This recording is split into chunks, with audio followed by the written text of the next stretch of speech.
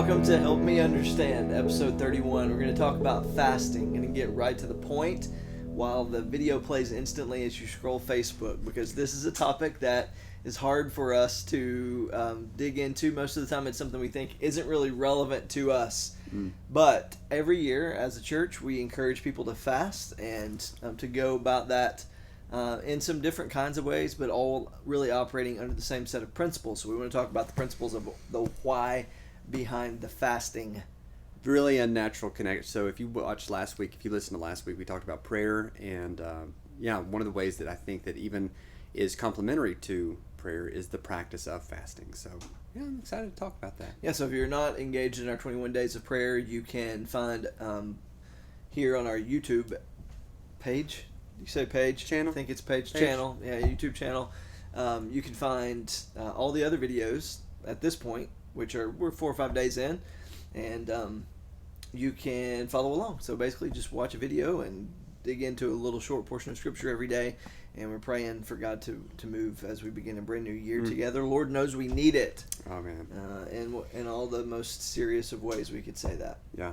This is if there were ever a time that prayer and fasting in particular could be really, really helpful, I think that it's now. Yeah. So it is. So who doesn't need I'm reading this wrong. Who doesn't not need to fast? Who doesn't not need to fast? That's how I would say it. That's a good question. I mean, so the reason we think that we don't need to fast, I think, is because of this idea that we really believe we're fine. It's just like everything else in life. If I can just hold up under the weight of everything else, I'm fine. So spiritually speaking, things are okay. I'm provided for. I'm not going through any major life crisis. Why would I want to bring about a life crisis all day, every day in the fact that I'm starving? Yeah. And we think we're fine, and we think that if we want to continue in a good space, we should just add to our lives. I think that we think that like the key to happiness and abundance and joy is to add things in, get more of it. If you're okay now, you can be better. If you just keep doing what you're doing, just do more. Yeah. But I don't think it's that. I think that some people see it as like maybe a level for super Christians, or they don't think. I mean, one of the things that strikes me is it seemed understood by the followers of Jesus that he wouldn't say like, if you ever get to the point where you're able to fast and become so spiritual, it's like when you fast. It's an assumed, but it's obedience. Yeah, it is. And it's just a part of, it seems woven into us that we know just what you said. If we're okay, I just need more. I just need, and when in reality, to go further in any kind of developing way, any maturing way, there is a discipline necessary in recognizing that if I'm okay today, if I'm fine today, it actually means I should probably intentionally make myself not okay. Yeah. And empty myself. And in that way, go further. Are there people who they may think, well, I have this, I actually feel like I have a condition, or like maybe like my doctor says I don't think that you should deprive yourself of food. Yeah. What about them? Yeah.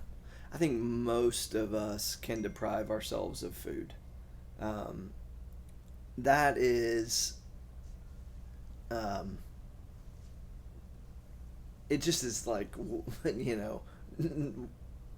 it's hard for me sometimes to think that so many of us can't, right? Yet at the same time, we understand. The way the world works today, like, we're all taking in genetically modified food in crazy amounts of sugar and that have conditioned alcohol our bodies to not let us fast. So you're right. We should say somewhat near the front end of the conversation. Not everybody can fast from food. You can still create space though in other ways in your life. I would just say to that person, like, don't miss out on the blessing or deprive yourself of what is a really, really great thing, because it's just a first blush. Like, I mean, I you know, it was a thing for people. I remember in high school that, like, everybody had low blood sugar or hypoglycemic. Everybody needed orange juice and a Snickers. Exactly. Right. And I'm like, man, I had no idea there were so many hypoglycemic people. It's like, yeah, you didn't know there were that many people because we didn't know that there were so many Snickers in the nurse's office. And so I don't know. I would just be like, really, really rule it out if you're going to rule it out. Yeah. Talk to your doctor. Yeah. If it requires, if you're like, can I not? Well, I'd probably need to talk to my doctor, so I shouldn't. That's not a great starting point, right? I know. Yeah. So, why would you put yourself through the depriving of food, certain foods, social media? Why would you put yourself through the depriving of that? Okay, so we've said it's just a biblical idea, right? From the Old Testament to the New Testament, Jesus continues the pattern of fasting. When you fast, interesting that they came to him once and said, "Why don't your disciples fast?" So it seems like it wasn't something that that was marking those early days of the disciples following Jesus. And Jesus said, "Well, that's because there are good times to fast and not so good times to fast." Yeah. You're talking about like Mark 7, Mark 8. Yeah. Like, I think it's, I would just say be careful about that. Like, well, Jesus' disciples didn't fast. Well, in that instance, correct. But we also know that, like, he encourages us to follow and live like he lived. And so I think that, I mean, man, when you come to the scriptures, looking for a loophole is such an anemic way to read the Bible. Like, if there's something that Jesus seems to say will further connect you to his Father, to our Father God, then to try to get out of that in some way it's like you're underselling, you're missing out on what I think like abundance really could be for you. Have you ever regretted fasting or felt like, oh, I'm so legalistic or I'm such a Pharisee because I'm fasting? Well, you don't do it because you want to be better than somebody else, but it's like, I think that you don't know what you're missing. That's the number one reason I think somebody doesn't. Yeah, so it's the mindset of have tos. Really, that's at the bottom of everything, isn't it? Like, do I have to do this? Yeah. So much of that just is our view of righteousness and holiness in any way, right? Do I have to do this? Depends on what you mean, right? Like, in order to go to heaven? No, you don't. But there's a blessing of obedience, right? There's a blessing that comes in doing what God's called us to do. So let's pretend you need to convince me. Why should I fast? Sell me, Yeah. Make the case. Yeah. So fasting is for me about creating space. In John 4, when Jesus is speaking with the woman at the well, the day basically goes by and they don't eat. And so his disciples say to him, "You need to get something to eat." Jesus says, "I have food you don't know about," right? Yeah. And so they think he literally means food that they don't know about. I got snacks packed away, right? And then he says, "My food is to do the will of my Father who's in heaven." And so creating space by emptying our lives nourishes us, right? So you can nourish your physical body, you can nourish your spirit, but really you only have that one place of hunger. It seems Jesus is teaching there. Yeah.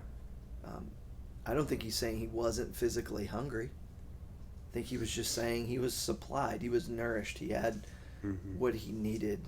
And so the creating space is at the center Yeah. of it for me. Hmm. You can unpack that in a lot of different ways, right? So if you're full spiritually, right? Like if you have your inner man full, then it's a helpful thing, I think, to be reminded that that might be true because other things are in there. Yeah. Right? Like, it could be that my inner life is full because of too much entertainment. Yeah. It could be that my inner life is full because of eating whatever I wanted since November 1st. Right. Right? So if my inner life is full, I need to make some space and open it up because those things don't ultimately satisfy.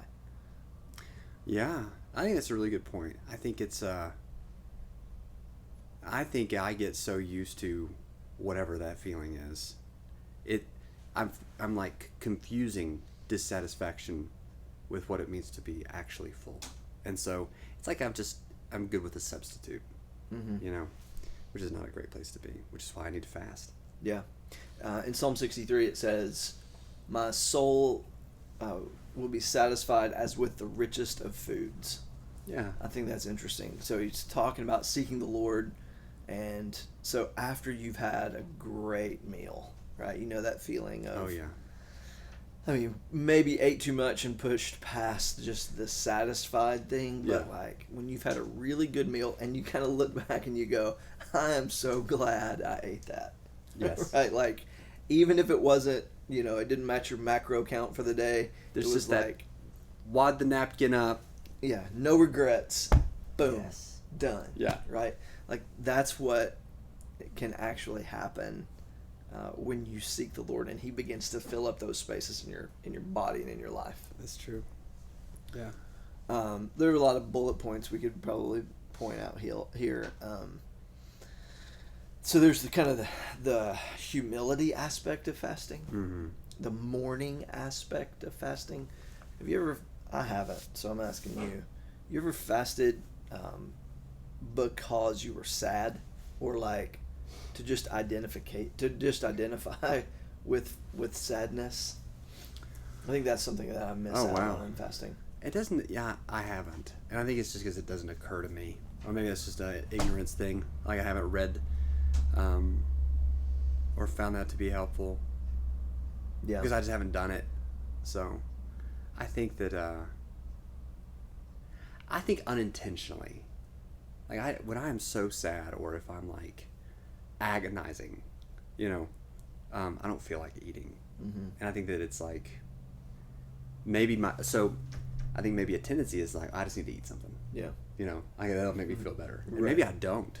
Maybe I just Yeah. need to sit in that for a while and Right. and to not like, all right, have some handy snacks and I'm back in the game. Yeah, maybe for somebody it would be calling from God at this moment in our current world climate Mm-hmm. to fast and pray for the church Yeah. in the world today, the church in the United States today. Yes. Yeah. That's true. Worth exploring there as well. Ultimately, what we're after in these 21 days is a sense of personal revival and corporate revival, church revival. Mm-hmm.